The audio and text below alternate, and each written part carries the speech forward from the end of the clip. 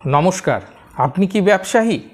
আপনার ব্যবসা এতদিন ভালো চলছিল, হঠাৎ করে ব্যবসা বিপর্যয়ের মুখে পড়েছে। ব্যবসায় শুধু লস আর লস হচ্ছে, ব্যবসায় লাভ চোখে দেখতে পাচ্ছেন না। তাহলে হস্তরেখায় যে দুটি গ্রহ এর জন্য দায়ী, সেই দুটি গ্রহ একটি হলো বৃহস্পতি, এই হলো হস্তরেখায় তার অবস্থান, এবং দ্বিতীয়টি হলো রাহু। হস্তরেখায় এই হলো রাহুর অবস্থান। এই দুটি গ্রহকে সঠিকভাবে পুঙ্খানুপুঙ্খ বিচার করে এই দুটি গ্রহের মধ্যে যে গ্রহটি খারাপ আছে, একটি গ্রহ খারাপ থাকতে পারে বা দুটি গ্রহই খারাপ থাকতে পারে,